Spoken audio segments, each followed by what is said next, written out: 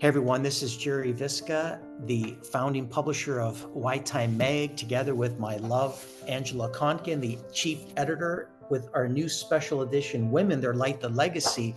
And today's an exciting day. It is very exciting because we are live with ALKA JOSHI, one of the most incredible authors that I've experienced, and we've experienced a lot of authors, let's just say. Oh, yes. But ALKA is the internationally best-selling author of the Jaipur trilogy. And if you haven't read The Henna Artist, The Secret Keeper of Jaipur, and The Perfumist of Paris, you are missing out. So We've you're going read to them want to all. do that. But welcome, ALKA. We're so happy to have you today.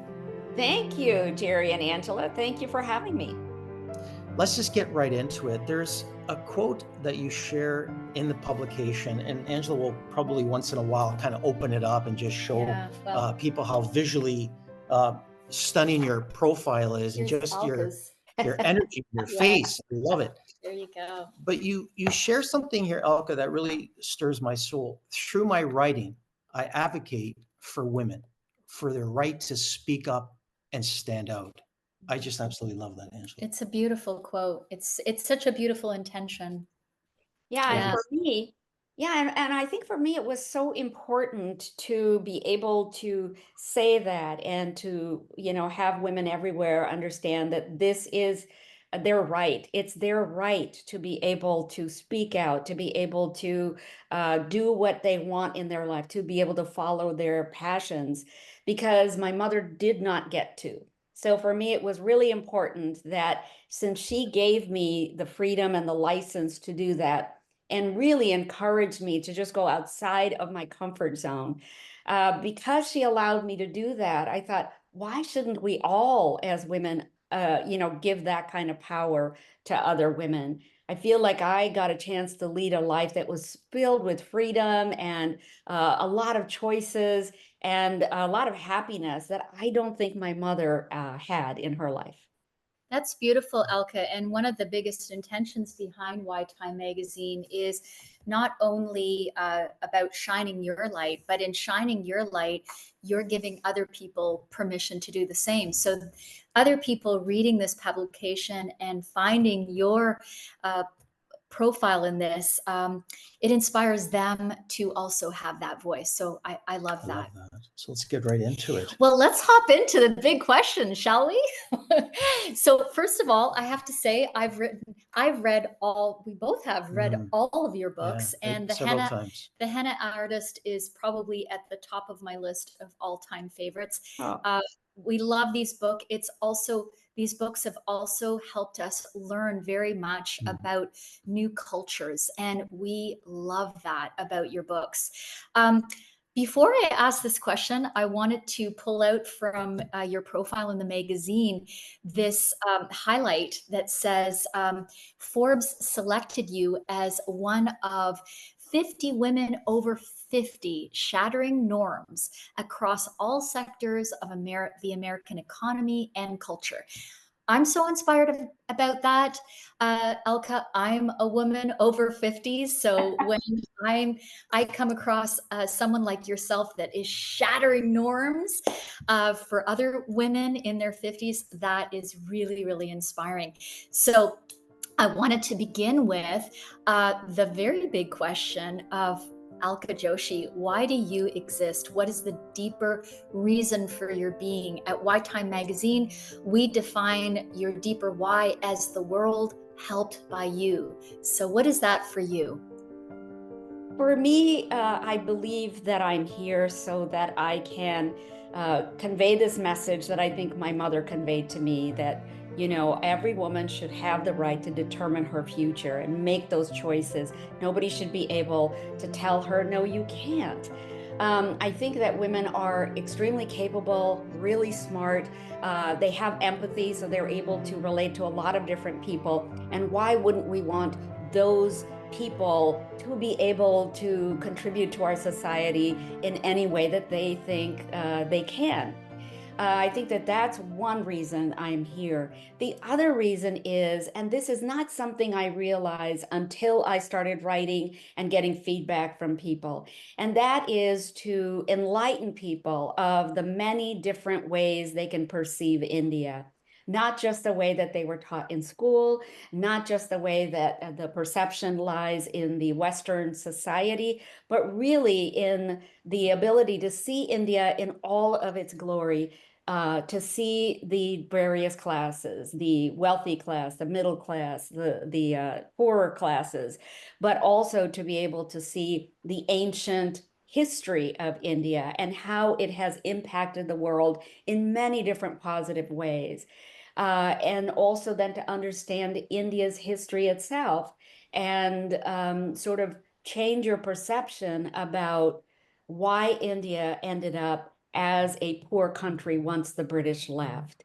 I think it's very important for people to understand that because the common understanding is, oh, why is India so poor? Why are there so many starving people? Why can't they get along with all the other nations and so on?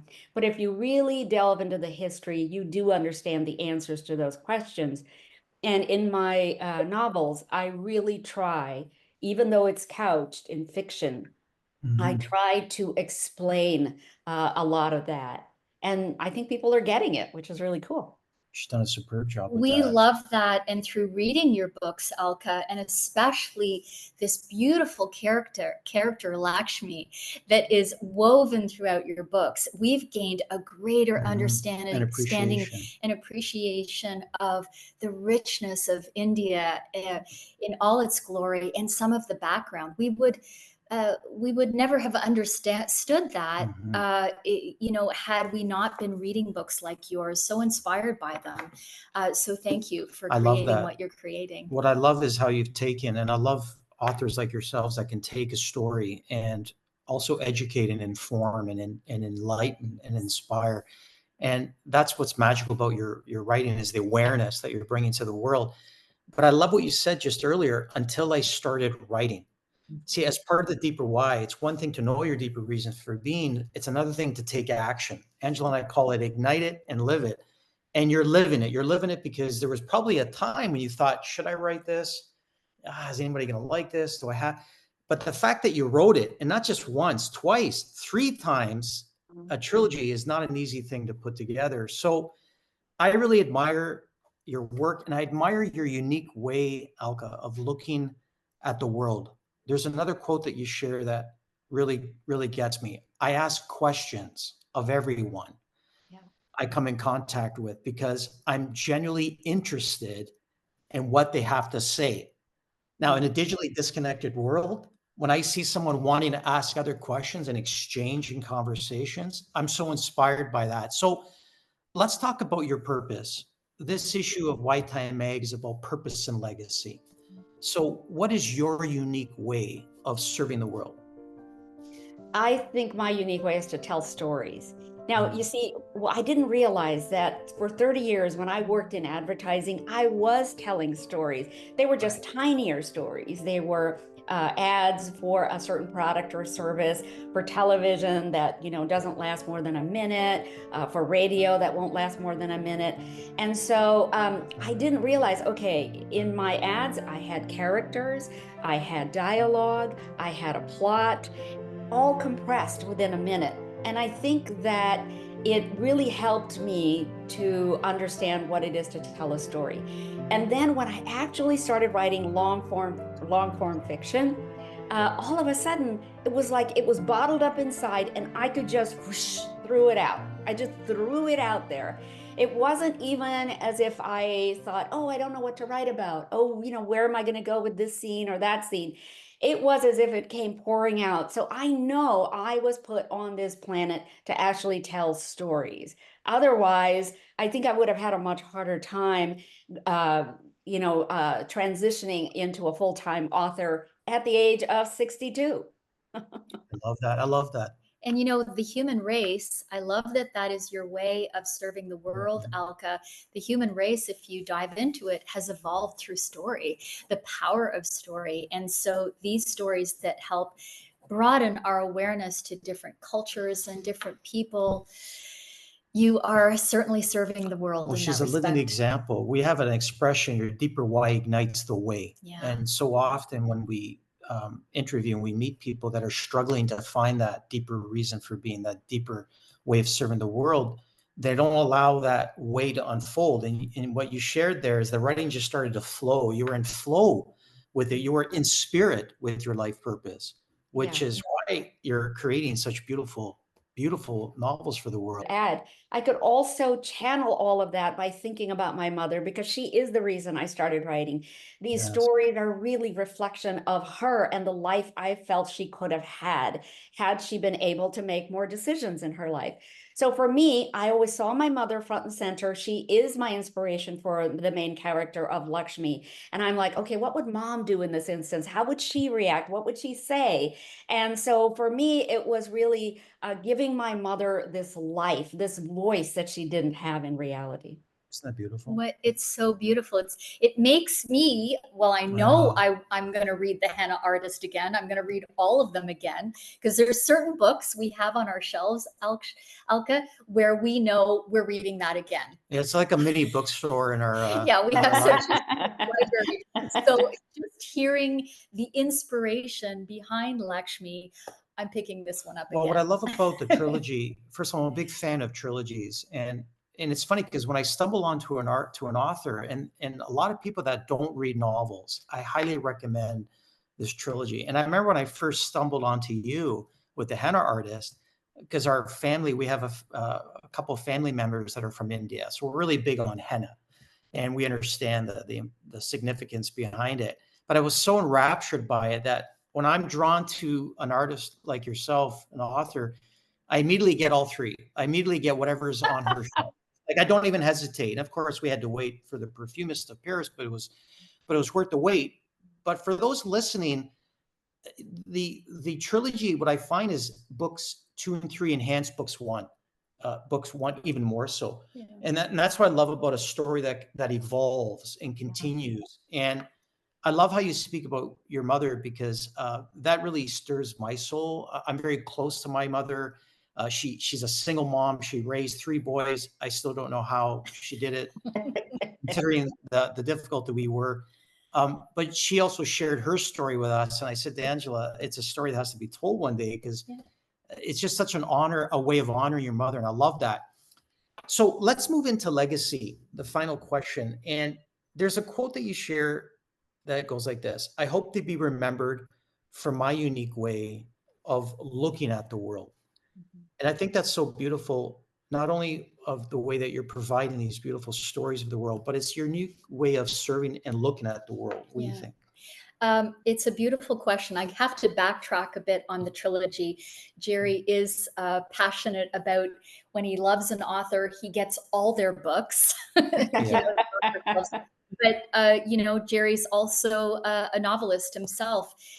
He's written a trilogy, and I think that magnetizes him to other authors that, are writing from that heart space. They've written a trilogy. So it's kind of for him also an honoring.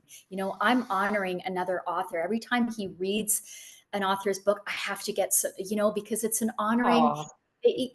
We honor and support other authors, because Jerry's an author. So I'm going to ask you the last big question.